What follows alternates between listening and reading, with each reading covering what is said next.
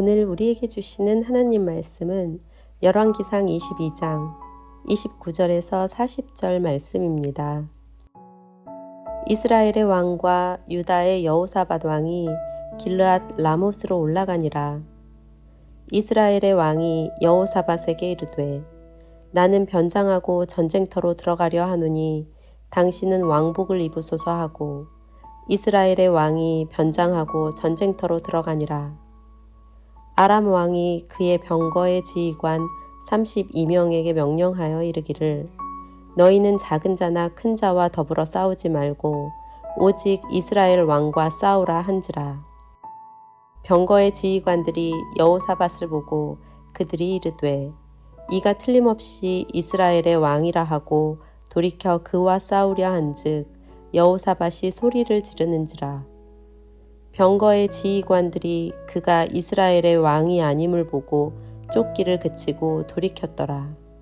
한 사람이 무심코 활을 당겨 이스라엘 왕의 갑옷 솔기를 맞힌지라. 왕이 그 병거 모는 자에게 이르되 내가 부상하였으니 내 손을 돌려 내가 전쟁터에서 나가게 하라 하였으나 이날의 전쟁이 맹렬하였으므로 왕이 병거 가운데에 붙들려 서서 아람 사람을 막다가 저녁에 이르러 죽었는데 상처에 피가 흘러 병거 바닥에 고였더라. 해가 진력해 진중에서 외치는 소리가 있어 이르되 각기 성읍으로 또는 각기 본향으로 가라 하더라. 왕이 이미 죽음에 그의 시체를 메어 사마리아에 이르러 왕을 사마리아에 장사하니라. 그 병거를 사마리아 못에서 씻음에 개들이 그의 피를 핥았으니 여호와께서 하신 말씀과 같이 되었더라. 거기는 창기들이 목욕하는 곳이었더라. 아합의 남은 행적과 그가 행한 모든 일과 그가 건축한 상하궁과 그가 건축한 모든 성읍은 이스라엘 왕 역대 지략에 기록되지 아니하였느냐. 아합이 그의 조상들과 함께 자매 그의 아들 아하시야가 대신하여 왕이 되니라.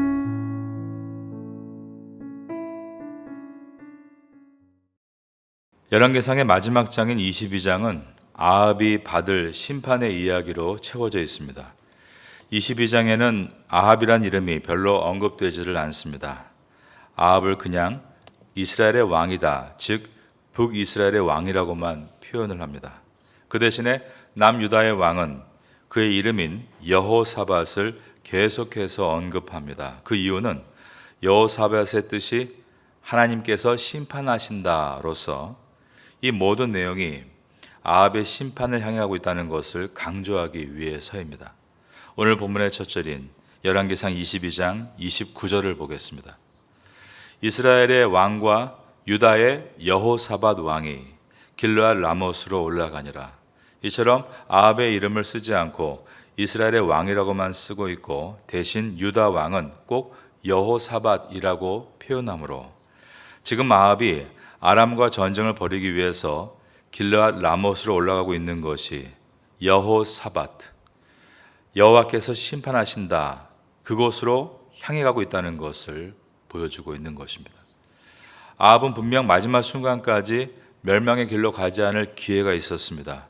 하나님께서 마지막 순간에 참 선지자 미가야를 아합에게 보내셨고 그 길로 가면 반드시 멸망당한다는 말을 고지하셨기 때문에 그는 마지막 순간에도 돌이킬 수 있는 기회가 있었습니다. 하지만 아합은 자신의 선지자 400명에게서 받은 거짓 승리 예언을 하나님의 참 선지자 미가야가 준 멸망의 예언보다 더 믿었고 기어코 이 아람과의 전쟁터로 나간 것입니다. 아합은 인간들 사이에서 볼 때는 남보다 뛰어나고 꾀가 많은 사람이었습니다. 아합은 동맹을 위해서 함께하고 있는 이 남유다 왕 여호사밧에게 이렇게 말합니다. 나는 변장을 하겠습니다. 그러니 당신은 왕복을 입고 전쟁터로 나가십시오. 이렇게 말을 하고 있는 이유는 왕복을 입고 있으면 북이스라엘이든 남유다든 이 연합군이 아군의 왕을 가장 우선적으로 보호할 것이기 때문에 당신은 안전할 것이다 라는 제안입니다. 이 말은 틀린 말은 아닙니다. 전술적으로 볼 때 그렇게 하는 전쟁도 많이 있는 것입니다. 왜냐하면 그 당시에 고대의 전쟁이란 주로 앞쪽에서 일반 병사와 장교들이 치열한 전투를 벌이고 왕은 주로 뒤에서 이것을 관망했기 때문입니다. 그러므로 왕의 자리는 가장 안전한 자리였습니다. 왕이 나압이 자신은 변장을 해서 일반 군인처럼 앞에 있고 여호사밧만 왕복을 입고 있으라라는 것은 자신이 더 희생을 감수하겠다는 타인을 배려하는 희생 정신으로도 보여질 수 있습니다. 그러나 아합의 행동은 우리에게 뭔가 모를 불안과 또 불신을 안겨줍니다. 그의 주장과 다르게 우리가 볼 때는 적의 집중 공격에 맞지 않기 위해서 이 여호사밧을 속이는 것처럼 보여지고 그가 변장을 하고 있는 모습은 옛날에 사울이 죽기 전에 무당을 만나러 변장하러 갔던 모습을 생각나게 해주므로 불안한 기운을 들이우게 만드는 것입니다. 우리의 예상과 같이 아람 왕은 아람 전군의 지휘자들 즉 32명에게 이렇게 말합니다. 오늘 전쟁은 적 중에 왕복을 입은 자만 쫓아가면 된다라고 말을 하는 것입니다. 31절입니다. 아람 왕이 그의 병거의 지휘관 32명에게 명령하여 이르기를 너희는 작은 자나 큰 자와 더불어 싸우지 말고 오직 이스라엘 왕과 싸우라 한지라. 아람은 이번 전쟁의 승패를 북이스라엘의 왕 아합만 처리하면 끝날 것이라고 생각을 한 것입니다. 이것을 볼 때 아합이 미리 이러한 첩보를 수집하고 그렇게 여호사밧에게 제안한 것은 아닌지 우린 그것까지는 알 수 없습니다. 그러나 여호사밧을 이용하는 똑똑한 아합을 발견하게 됩니다. 이것에 비교하면 남유다의 여호사밧은 아합에 비해서 인간적으로는 많이 뒤지고 있는 사람이다라고 말할 수 있겠습니다. 여호사밧은 아합의 말을 믿고 왕복을 입고 전장터로 나갔다가 큰 위기를 만났기 때문입니다. 아람의 병거들이 눈에 잘 띄는 왕복을 입고 있는 여호사밧 왕을 죽이기 위해서 전차를 몰고 코앞까지 추격하기 시작했습니다. 32절입니다. 저와 같이 읽어볼까요? 시작. 병거의 지휘관들이 여호사밧을 보고 그들이 이르되 이가 틀림없이 이스라엘의 왕이라 하고 돌이켜 그와 싸우려 한즉 여호사밧이 소리를 지르는지라. 그런데 이때 이상한 일이 일어나게 됩니다. 병거를 몰고 온 적들의 지휘관들이 거의 근접해 왔을 때 도망하는 자가 아합이 아닌 것을 확인하고 그냥 쫓는 것을 멈췄다는 것입니다. 33절입니다. 병거의 지휘관들이 그가 이스라엘의 왕이 아님을 보고 쫓기를 그치고 돌이켰더라. 사실 이것은 이해하기 어려운 장면입니다. 북이스라엘과 남유다가 연합군이고 이것은 아람의 적이 되기 때문에 아람 편에서는 이 전쟁에 승리하기 위해서 북이스라엘의 왕뿐 아니라 남유다의 왕을 다 제거해야만 승리할 수 있는 것입니다. 그런데 눈앞에 지금 이 아람의 장군들 눈앞에 여호사밧이 표적에 노출되어 있는데 그가 북이스라엘 왕이 아니란 이유로 살려주었다는 것입니다. 그들이 왜 여호사밧을 살려준 것일까? 이것에 대해서 열왕기상에서는 답을 얻기 어렵지만 이것을 확인할 수 있는 내용이 역대하에 들어 있습니다. 열왕기서와 역대기서는 서로 보조해주는 역할을 하고 있기 때문입니다. 오늘 본문 32절에서 아람의 군사들이 추격해 올 때 여호사밧 왕이 소리를 질렀다라고 되어 있죠. 그런데 그 내용이 무엇인지가 역대하에 나와 있는 것입니다. 역대하 18장 31절에 보면 여호사밧이 하나님께 도와달라고 외쳤다. 즉 기도했다는 것을 알 수 있게 됩니다. 여러분께 역대하 18장 31절과 32절을 읽어드립니다. 병거의 지휘관들이 여호사밧을 보고 이르되 이가 이스라엘 왕이라 하고 돌아서서 그와 싸우려 한즉 여호사밧이 소리를 지르매 여호와께서 그를 도우시며 하나님이 그들을 감동시키사 그를 떠나게 하신지라.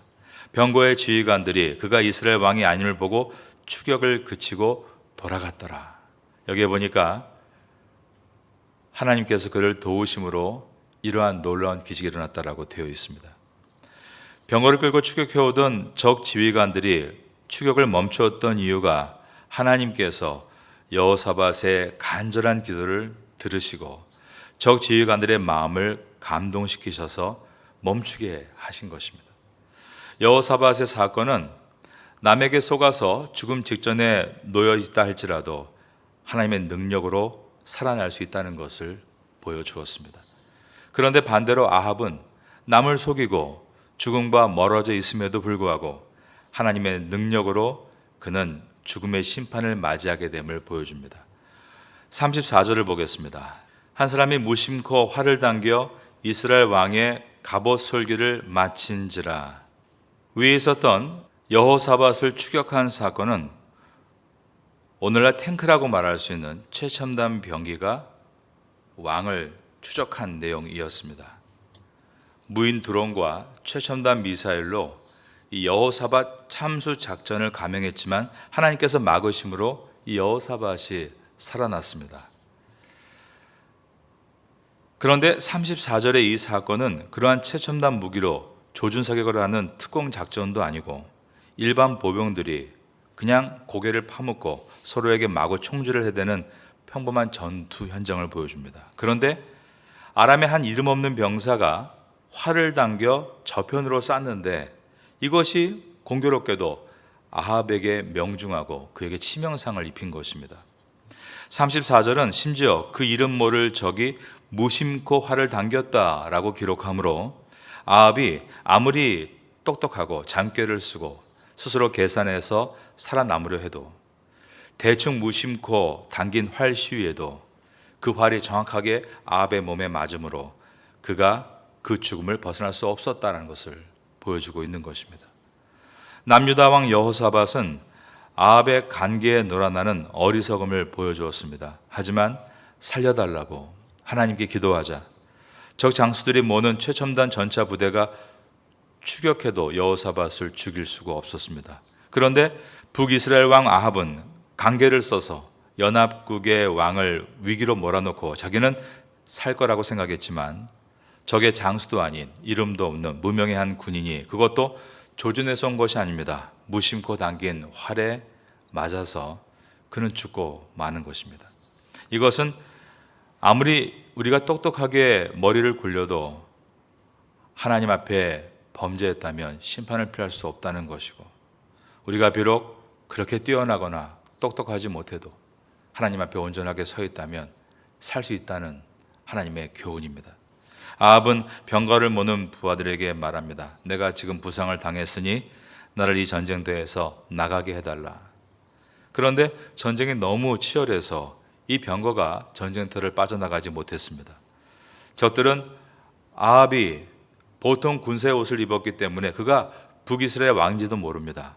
그런데 이상하게 계속해서 적들이 이 아합을 공격하는 것입니다. 그러므로 병거에서 그는 매달려 적들과 하루 종일 싸우다가 적들의 칼날에 온몸을 베이고 그 상처에서 흘린 피가 병거의 바닥에 흥건하게 고여 죽게 됩니다. 35절의 말씀입니다. 이날에 전쟁이 맹렬하였으므로 왕이 병거 가운데 붙들려 서서 아람 사람을 막다가 저녁에 이르러 죽었는데 상처의 피가 흘러 병거 바닥에 고였더라. 이렇게 아합은 죽었습니다. 부하들은 아합의 시체를 수도 사마리아로 가지고 와서 장사 지내고 그가 피를 흥건하게 흘린 이 병거를 이제 사마리아 못에서 씻게 됩니다. 그런데 바로 그때였습니다. 들개들이 몰려와서 그 피를 핥은 것입니다. 하나님은 전에 아합에게 경고하시기를 내가 억울하게 죽인 나봇의 피를 개들이 핥는 것처럼 너의 피 또한 개들이 핥으리라 하신 그 말씀이 그대로 이루어진 것입니다. 그리고 그 못이 창기들이 목욕하는 곳이므로 아합의 최후가 매우 수치스럽게 마쳐졌다는 것을 보여주었습니다. 아합은 인간의 편에서는 정치와 경제와 외교와 군사에 있어서 매우 뛰어난 기질을 발휘한 사람이었습니다. 20년 이상 나라를 통치하면서 그 나라를 많이 발전시켜 놓은 것입니다. 그러나 열왕기서는 18장부터 엄청난 많은 분량으로 아합을 기록해 나가면서도 그의 그러한 공적을 기록하지 않습니다. 오늘 본문에 그가 죽은 후에 딱 한 절을 기록하는데 바로 그 내용이 39절입니다. 아합의 남은 행적과 그가 행한 모든 일과 그가 건축한 상하궁과 그가 건축한 모든 성읍은 이스라엘 왕 역대 지략에 기록되지 아니하였느냐. 그의 공적은 가히 정치와 경제와 외교와 그리고 이와 같은 도시의 건설에 있어서 엄청난 일들이 있었습니다. 그러나 거기에서 단 한 가지 건축에 대한 부분을 이렇게 짧게 기록합니다. 그런데 이 부분만 봐도 아합이 얼마나 엄청난 일을 했는가를 우리가 가늠할 수 있게 됩니다. 상하궁을 만들고 많은 성읍을 건설한 것입니다. 어쩌면 우리에게 그가 한 많은 공적을 생각나게 하기 위해서 이 한 절을 제거하지 않고 남겨놓은 것 같습니다. 하지만 또 한 가지 우리에게 생각나게 해주는 것은 그럼에도 불구하고 그 많은 업적은 단 한 절에 기록되어 있고 그 외에 열왕기서에서 엄청난 분량이 그가 하나님 앞에서 어떤 신앙인으로 살았는가를 기록하고 있다면 우리가 이 땅에서 왕 같은 제사장으로 살아갈 때 정말 무엇이 중요한가를 우리에게 말씀하고 있는 것입니다. 우리가 아무리 이 땅에서 똑똑하고 높은 자리에 앉고 또 부를 누린다 할지라도 하나님 보시기에는 정말 성냥갑도 안 되는 작은 그 도시 안에 살고 있는 미물과 같은 존재일 뿐입니다. 그러나 그러한 미물 같은 존재를 할지라도 미련하다 할지라도 실수가 많았다 할지라도 그가 하나님 앞에 부르짖고 기도할 때에는 하나님 모든 것을 다 미루시고 그를 건져내시고 구해주십니다. 그러나 아무리 최첨단 무기로 자기를 감싸고 있고 오늘날로 말한다면 돈이 많아서 핵전쟁을 피한다고 지하 벙커를 만들어 숨다 할지라도 하나님의 심판이 임하면 어느 누구도 피할 수 없다. 아합을 향해서 우리에게 보여주시는 말씀입니다. 열왕기서가 어마어마한 분량을 아합이 하나님을 등지고 우상을 섬기고 욕심을 따라 살고 하나님의 경고를 끝까지 무시한 내용을 이렇게 처절하게 추적해 나아간 것은 우리들에게 인생에 있어서 무엇이 가장 중요한가를 보여주기 위한 하나님의 은혜입니다. 우리가 하나님을 바르게 믿고 바르게 살아간다는 것, 그것은 눈에 보이지 않는 작은 일이지만 그 작은 일이 나라를 살릴 수도 있고 우리 가정을 회복시킬 수 있으며 또한 우리 개인의 목숨을 다시 일으킬 수 있다는 것입니다. 오늘날 교회를 다니는 사람들 중에는 이러한 신앙을 가볍게 여기는 사람들이 점점 많아지고 있습니다. 신앙을 돈보다 아래에 두고 자기의 높은 지위보다 아래에 두며 자기의 야망보다 못한 곳에 두는 사람들이 많아지고 있는 것입니다. 그들은 그 모든 것을 신앙과 양보합니다. 나중에는 결국 에서와 같이 그 신앙을 아주 값싼 팥죽 한 그릇과도 바꿀 것입니다. 태고식으로 표현한다면 신앙을 쌀국수 한 그릇보다도 못하게 여기는 그러한 시대가 온다는 것입니다. 그러한 왕은 왕으로서의 자질이 없는 것입니다. 그러한 왕은 공동체를 변화시키는 주역이 아니라 공동체를 어둠으로 이끄는 악인의 역할을 하게 될 것입니다. 아합이 죽었습니다. 그가 왜 죽었는지를 생각하라. 이것이 열왕기서의 가르침입니다. 우리의 신앙에 있어서 우선순위가 되어야 되는 것이 무엇인가를 발견할 수 있다면 우리는 이 열왕기서를 지나면서 놀라운 보화를 얻게 되는 것입니다. 여러분이 열왕기서를 지나면서 이 은혜를 꼭 만날 수 있게 되시기를 예수님의 이름으로 축원합니다.